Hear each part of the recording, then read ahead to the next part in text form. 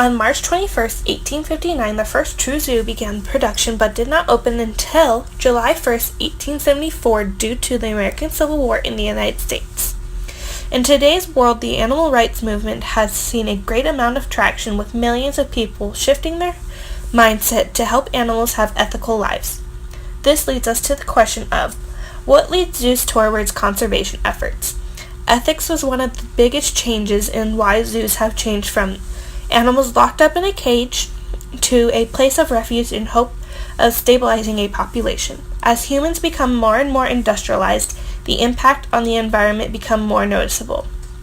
Along with hundreds, if not thousands, of other problems, we began to notice the destruction of habitats led to population loss and ultimately extinction.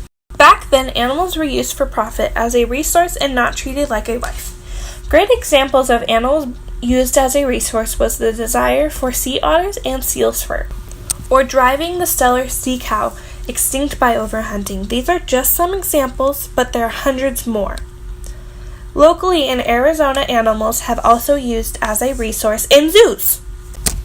The zoo and aquarium in Litchfield Park, Arizona, has been accused of selling animals to dealers that supply hunting ranges, animal brokers, or anyone that may want a pet baby tiger. For animals living in Arizona, they face the following issues: extensive heat, increased chance of being sold or dying, being kept captive in small places, out of their normal habitat, or sometimes forced to mate for breeding. So how has this changed, and how do these zoos fight to remain ethical? Arizona zoos have also shifted their ethical actions by saving nearly extinct populations and providing a safe area for recovery.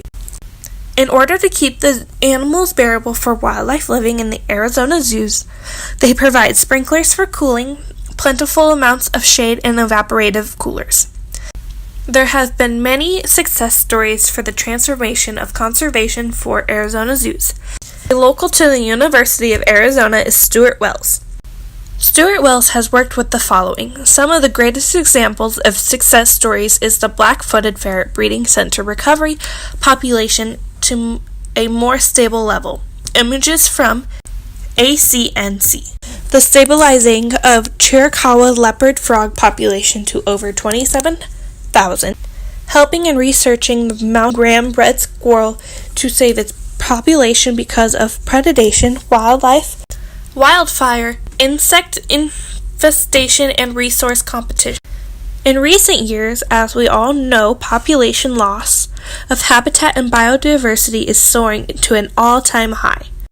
As humans, we have noticed our destructive path and shifted our actions in regards to saving all the species susceptible to extinction or population loss.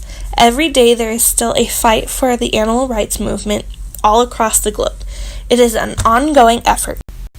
With the newly ideology and movement of conservation of zoos, we are taking the first steps toward a safer, biodiverse Earth. Zoos are the first steps of saving those animals in need.